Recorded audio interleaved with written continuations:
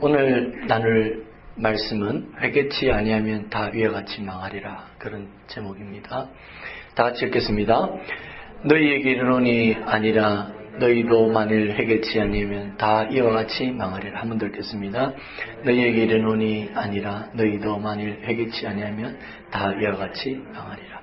누가복음 15장 1절에서 9절 내용인데 그 중에 5절을 제가 따서 이렇게 적었습니다.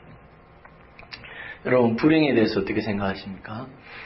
사람들에게 불행이 닥쳐올 때 그 불행에 대한 해석, 불행을 어떻게 바라보느냐, 아주 다양하고 그 해석은 참으로 어려운 것입니다.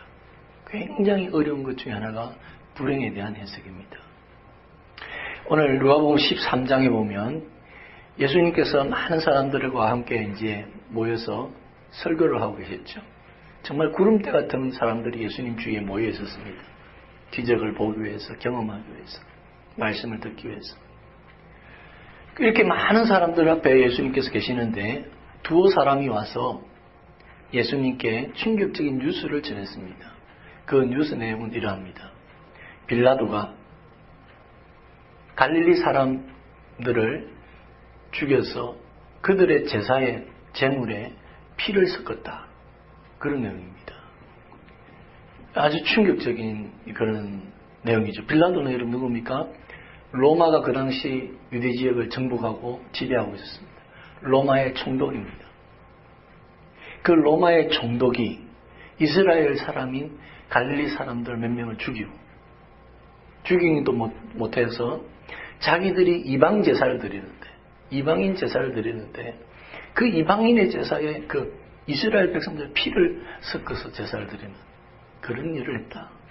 굉장히 충격적인 그러한 사건, 그러한 일들을 뉴스로 전했습니다. 우리는 참 이런 충격적인 뉴스들을 많이 듣고 있습니다. 여러분, 몇 년입니까? 10년 11월 23일 날 연평도 사건. 100여 발이 그 연평도를 쳤죠. 북한의 포격, 무작위로 포격을 해서 해병대 2명이 사망하고 16명이 중경상이 있고, 민간인이 2명이 사망하고 10명이 부상을 입니다.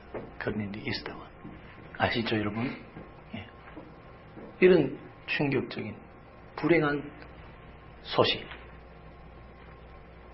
그 다음에 일본의 쓰나미. 여러분, 이건 참 말도 다 못하겠죠, 그죠?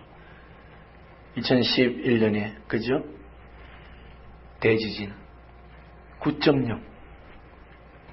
그리고 그 물이 쓰나미가 와가지고 거의 1만 명이 죽고 실종하는 그 일대의 그 도시들이 거의 흔적조차 찾아보기 힘들다. 그리고 지금도 그 후쿠시마 방사능이 유출돼가지고 지금도 끝나지 않는 그 재앙, 엄청난 재앙의 소식을 우리가 듣고 있습니다. 세월호 사건 너무나 안타까웠죠. 2014년 여러분, 제주도를 향하던 그 연안 해안선, 여객선 세월호 295명이 사망하고 9명이 실종, 아직 찾지 못한, 정말 그 엄청난 불행한 사건들. 그 소식을, 뉴스를 전하는, 예수님께 소식을 전하는 그 사람들은 예수님은 이 사건에 대해서 어떻게 생각하세요? 예수님은 이 사건, 이 불행을 어떻게 해석하십니까? 단순히 뉴스를 전하는 것이 아니라 예수님의 해석을 듣고 싶었던 것이죠. 마찬가지입니다. 이런 연평도 사건이나 아니면 서남이 사건이나 아니면 세월호 사건, 목사님은 어떻게 생각하세요? 여러분, 저한테 묻고 싶겠죠. 예수님께도 그렇게 묻고 싶습니다. 예수님은 저런 불행한 사건을 어떻게 보세요? 굉장히 어려운 질문이죠. 그래서 오늘은 예수님이 그 불행한 사건에 대해서 어떻게 설명하시는지에 대해서 한번 말씀을 나누고자 합니다. 첫 번째로는 예수님께서는 이런 불행의 그 원인을 인간의 죄에서 있다라고 죄의 문제로 연결해서 말씀했습니다.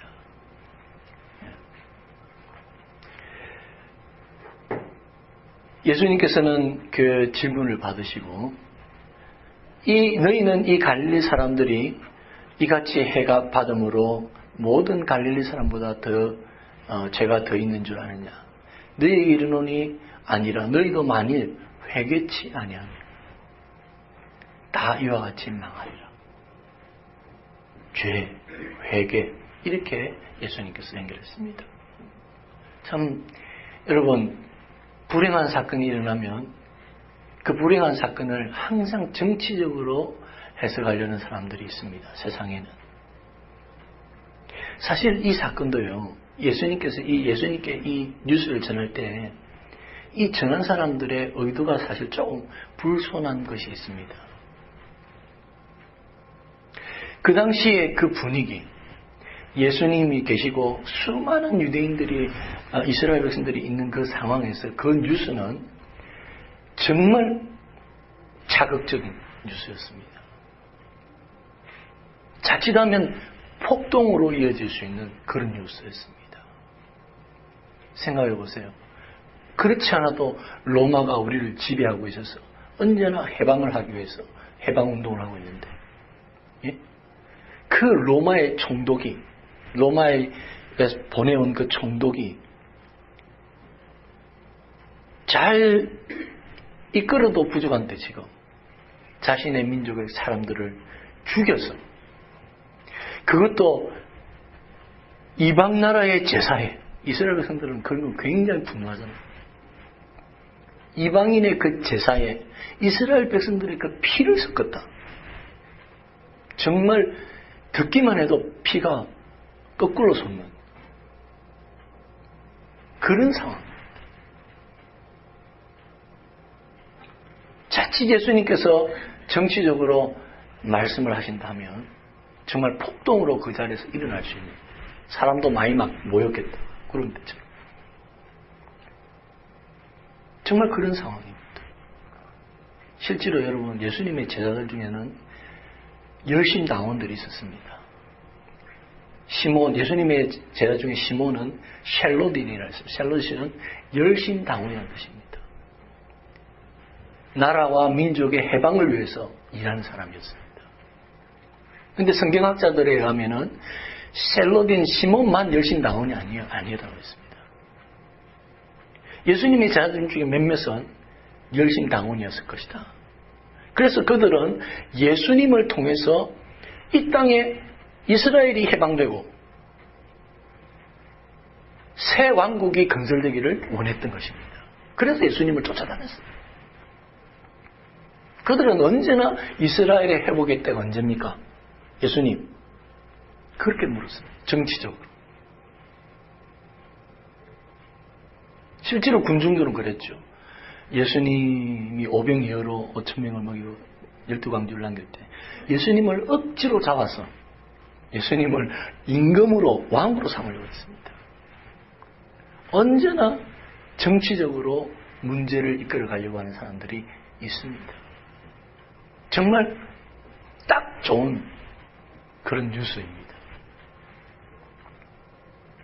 그러나 예수님께서는 이 문제를 정치적으로 해결하지 않습니다. 인간에게 주어지는 불행들을 언제나 정치적으로 해석하는 사람들. 예를 들어볼까요? 마르크스 같은 사람. 인간에게 문제가 있는 것들은 이 인간이 정치적으로 공산주의 사회를 만들면 혁명을 하면 유토피아가 온다. 문제가 해결된다. 마르크스는 공산혁명을 주창했습니다. 여러분 세월호 사건도 한번 보십시오. 세월호 사건이 일어났을 때 얼마나 많은 사람들이 그걸 정치적으로 이용하려고 그 아픔을 그 흥분을 그 분노를 정치적으로 하려는 사람들도 있지 않습니까? 언제나 그렇습니다. 언제나. 이건 정치 문제다. 이런 불행은 정치의 문제다. 정치가 해결되면 해결된다. 항상 정치의 문제로 이끌어가려고 하는 사람들이 있습니다. 물론 그렇지 않은 것은 아닙니다. 정치는 중요하지. 여러분, 정치 신학이라는 것도 있습니다. 정치 신학이라는 건요, 이 세상의 모든 정치라는 거예요. 정치가 제일 중요하다는 거예요. 그래서 교회도 정치에 관여돼야 되고, 교회가 정치에 들어가서 정치를 바꿔야 된다. 투쟁하고, 저항하고, 바꿔야 된다. 그래서 기독교당을 만들어야 되기도 하고, 어떤 데는 데모로 하기도 하고, 그게 정치 신학입니다. 항상 정치가 중요하지만 항상 모든 문제를 정치가 문제다라고 해결해가는 그런 움직임입니다. 그러나 예수님께서는 이 순간에 그렇게 말씀하시지 않습니다. 죄의 문제다. 그러한 고통 뒤에는 인간의 죄악이 있다. 여러분, 마르크스가 공산주의 혁명을 마르크스 공산주의 혁명이 일어나서 그러면 유토피아가 이 땅에 만들어졌습니까? 아니지 않습니까? 아무리 정치 시스템이 바뀌어도 그 정치를 하는 그 사람이 죄 가운데, 탐욕 가운데 있기 때문에 얼마나 타락한 결과가 나오는 우리는 역사를 통해서 봤습니다. 저 북한을 통해서 보았지 않습니까? 여러 공산주의 나라를 통해서 우리는 봤습니다. 정치 시스템이 아무리 바뀌어도 인간 안에 있는 그 죄성, 그 교만, 그 탐욕, 그것이 있는 한 더 악하죠. 더 악해질 수밖에 없는 그것을 우리는 보았습니다. 근본적으로는 정치의 문제가 아니라 죄의 문제입니다. 또 어떤 사람들은 이 불행의 문제를 가지고 늘 불행의 책임을 하나님께 돌립니다. 불행의 문제를 하나님께 돌리는 사람들이 있습니다. 그렇게 말하죠. 하나님이 계신다면 왜 선함이여 사건 같은 일을 합니까? 왜 하나님이 계신다면 그 죄 없는 이 갈릴리 사람들을 저 악한 빌라도 같은 불의한 사람이 죽이는데 하나님 가만히 계십니까? 이방 제사를 지내는데 하나님의 백성이 피가 섞이는 이런 처참한 일을 당하는데 하나님 뭐하고 계십니까?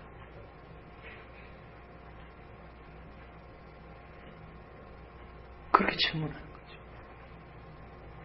여러분, 하박국 선지자가 그랬죠. 하박국 선지자, 여러분 하박국서를 읽어보십시오. 하박국 선지자가 그런 질문을 계속했습니다. 왜 악인이 의인보다 강합니까? 악자입니까? 왜 악인은 잘 되고 의인은 안 됩니까? 하나님 살아계신다면 답을 해주세요. 그래서 하나님 앞에 질문을 기다렸던 선지자가 하박국 선지자입니다. 그래서 하박국 선지자는 믿음으로 기다렸지 않습니까? 그런데 오늘날의 무신론자들은 봐라, 하나님이 계시지 않는다. 무신론의 논쟁에 있어서 가장 중요한 논쟁 중에 하나가 그겁니다. 전능하신 하나님, 선하신 하나님 계신다면 왜 이 땅에 악의 문제가 있고 불행의 문제가 있느냐? 불의와 불행이 있느냐? 봐라, 하나님이 안 계신다. 이게 무신론자들의 논쟁의 주 초점입니다. 그걸 신학적으로 말하면 신정론이랍니다. 신정론 뭐죠? 디오디스라고 해요. 디오디스. 신정론. 아주 중요한 논쟁 중에 하나입니다. 철학책에 보면요, 이게 한 챕터를 차지하고 있습니다. 세상에 기독교 책뿐만 아니라 세상 철학책에도 신은 존재하는가, 이렇게 죄와 악과 불행이 이 땅에 존재하는데 그 문제가 굉장히 큰 챕터입니다. 어거스틴 같은 분은 이 문제를 깊이 논쟁을 했죠. 어거스틴 같은 사람은 자유의지를 굉장히 강조했습니다. 하나님께서는 인간에게 자유의지를 주셨고 인간이 그 죄로 하나님의 그 말씀을 어기고 거역하고 그 죄악으로 인해서, 인간의 그 죄악으로 인해서 이 땅에 불의와 불행이 입니다. 그렇게 어거스틴은 설명을 했습니다. 어쨌든 예수님께서도 오늘 말씀해 보니까 이 책임을 하나님께 돌리는 것이 아니라 죄 문제로 돌리고 있습니다. 여러분, 세월호 사건, 그 안에 죄가 있는 것이죠. 빌라도 이 사건, 죄가 있는 거죠. 그럼 쓰나미 같은 자연재해는 예를 들어서 죄가 있느냐? 인간의 모든 이 땅의 고통, 정말 타락하기 이전에는 없었던 그 고통들이 죄로 인해서 죄와 사망의 권세가 이 땅에 임하게 된 것이죠. 그래서 예수님께서는 이 문제를 죄의 문제로 말씀하셨다는 겁니다. 두 번째로는 우리는 이런 불행을 보고 우리 자신이 회개를 해야 합니다. 예수님께서는 이 사건을 통해서 이렇게 말씀하셨습니다. 저 사람들, 갈릴리 사람들만 죄를 지어서 그렇게 되는 걸 줄 아느냐? 그 죽게 된 사람들, 다른 갈릴리 사람들보다 더 죄를 지어서 그런 줄 아느냐? 아니다는 것입니다. 또 예수님 이런 설명을 하셨습니다. 예루살렘에 실로암 망대가 무너졌어요. 근데 그 실로암 망대가 갑자기 무너지는 바람에 사람들이 치여가지고 18명이나 죽었어요. 치이기도 하고 깔리기도 하고 엄청난 일이 갑자기 벌어졌죠. 예수님 말씀하십니다. 그 18명이 다른 예루살렘 사람들보다 더 죄가 많아서 그렇게 된 줄 아느냐? 죄는 죄지요. 그러나 그 불행을 당한 사람들이 다른 사람보다 더 죄가 지어서 그랬는 줄 아느냐? 예수님 그렇게 말씀했어요.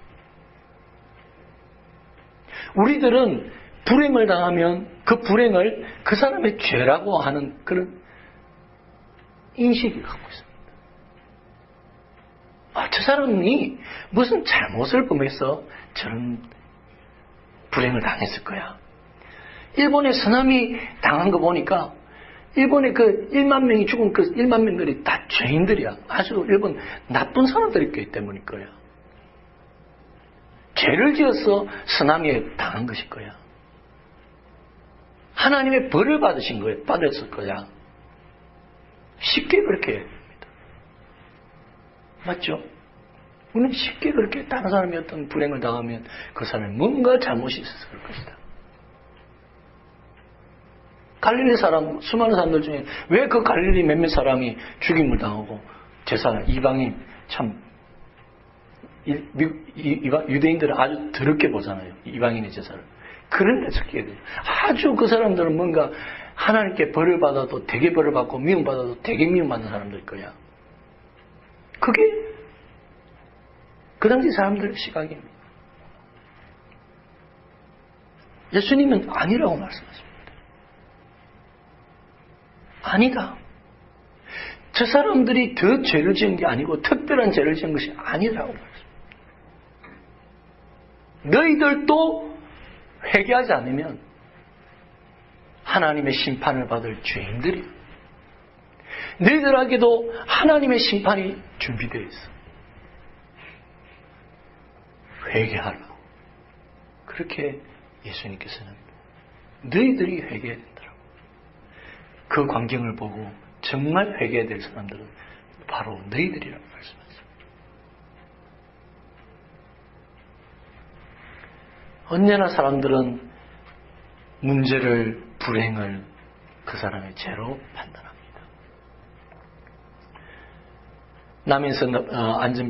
남에서 소경된 사람이 있었지. 요한복음 9장에.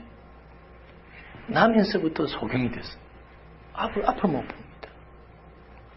그러니까 사람들이 예수님께 뭐라고 했습니까? 예수님, 저 사람은 태어날 때부터 엄마 뱃속에서부터 눈을 못 봤어요. 그럼 그 사람 죄입니까? 그 사람이 무슨 죄를 지어서 그렇습니까? 그 부모가 죄를 지어서 그렇습니까? 그렇게 물었어요. 항상 이런 식이죠. 저도 그런 적 있습니다. 저도 선천적으로 병을 안고 태어나기 때문에 그걸 물었죠. 하나님, 내가 무슨 하나님 앞에 무슨 벌을 받았습니까? 우리 부모가 무슨 죄가 있습니까? 저도 선천적으로 병을 안고 태어난 겁니다. 항상 이런 식이죠. 예수님께서는 뭐라고 말씀하십니까? 요한복음 9장 3절 다 같이 읽겠습니다. 이 사람이나 그 부모가 죄를 범한 것이 아니라 그에게서 하나님이 하시는 일을 나타내는 것입니다. 그 사람의 죄가 아니에요. 하나님이 뜻이 있어서 그렇게 허락하신 거예요. 하나님이 이 사람을 통해서 영광을 받으시고. 저는 이 말씀 붙들죠. 하나님 저에게 선천적인 질병을 주신 것은 하나님이 무슨 나를 통해서 하시고자 하는 것입니다. 그런 믿습니다. 사도 바울도 그런 적이 있잖아요. 사도 바울도 그 광풍을 만나가지고 풍랑을 만나가지고 다 죽게 됐다가 그 배가 멜리데 섬에 구조가 됩니다. 구조가 돼가지고 이제 그 토인들이, 그 멜리데 섬의 토인들이 이렇게 불도 피워주고 음식도 마련해주고 하는데 독사가 와서 사도 바울의 팔을 무는 거예요. 그러니까 멜리데 사람 토인들이 그렇게 생각했어요. 야, 28장 사도행전 28장 4절에 보니까 이 사람은 진실로 살인한 사람이다. 바다에서는 구원을 받았지만 공의가 하나님의 뜻이 그를 살지 못하겠다. 사도 바울에게 독사가 딱 물으니까 야, 저 사람은 바다에서는 살았지만 이 독사가 물어 죽이게 하시는 거 보니까 저 사람은 살인자다. 하나님께 벌 받아야 되잖아. 이런 식으로. 이게 사람들 해석입니다. 불행을 당한 사람들에 대한 비난, 비판, 정죄, 판단 이렇게 좀 거꾸로 한번 물어봅시다. 그럼 거꾸로 누가 그럼 잘 먹고 잘 살고 형통하고 성공하고 건강하고 잘 됩니다. 그럼 그 사람은 선한 사람입니까? 그 사람은 다른 사람보다 선해서 그렇게 잘 된 겁니까? 우리의 논리가 그런 식이라는 거죠. 항상 권선징악적인 하나님으로 생각합니다. 저 사람은 착해서 선해서 복을 받고 저 사람은 악해서 불행하다. 불행한 일을 당한다. 우리는 항상 이런 식입니다. 그러나 예수님께서 죄 문제를 언급하실 때 인간에 다가오는 불행은 죄라고 하실 때 단순히 불행을 당한 사람의 그 죄를 말하는 것이 아닙니다. 여러분. 오해해서는 안 돼요. 오해해서는 안 됩니다. 예수님에게 있어서는 다 죄인인 거예요.